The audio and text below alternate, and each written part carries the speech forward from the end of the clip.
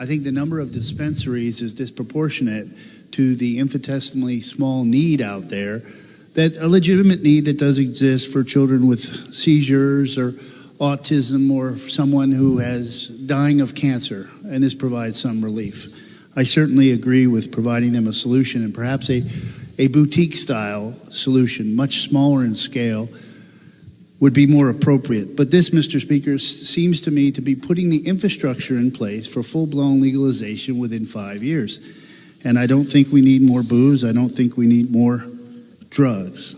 What's particularly troubling to me is I see that PTSD was added as a condition when in fact the movement among the medical professional is to remove the Marines, soldiers, sailors, and airmen who have PTSD from drugs, from psychoactive substances, to get them off that, to address those issues with counseling, because they are emotional and traumatic, and psychotherapy seems to be a better case. I've been briefed on PTSD several times, quite extensively, and the movement definitely is to get them off drugs. Everybody, every single one of us here in this chamber, and I guarantee you, thousands more standing outside have, if not family members, friends, neighbors, people they know who have been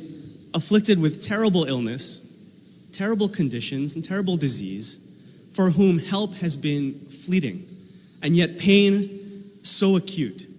And one of the only things that has been able to help so many of these people has been this option, which we are here today to hand them and say, please, it's not perfect, but take this because it is all that can help. You know, this isn't a perfect world. This isn't a perfect bill. And as we say, the perfect is the enemy of the good, and this is a good bill. It will help a lot of people. It's a compassionate bill, and it's a step in the right direction. Sure, it's going to be changed as time goes on, but this is, for right now, this is as good as we're going to get, and I think it's very good. A constituent of mine dropped this off in my front yard the other week, and I want to show the House of Representatives what medical marijuana, when properly done, looks like.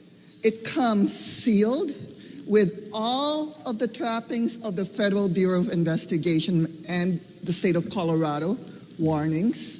It is in prescription bottle form. It is not the baggie that we learned back in the 60s or 70s. This allows those who really need it to be able to use a drug that they need as a drug and not as a back door, back alley kind of thing to relieve their pain.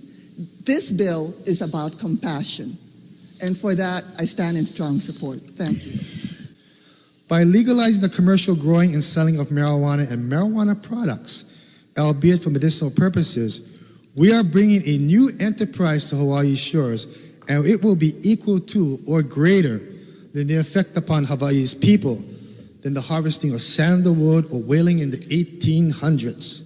Will somebody yield the time? Mr. Speaker, I yield my time. The time has been yielded and approved. Please proceed. Finally, Mr. Speaker, I didn't intend to speak today, but given some of the proponents in the gallery, I wanted them to clearly understand the impressions and passions and feelings and beliefs of those who may oppose this bill.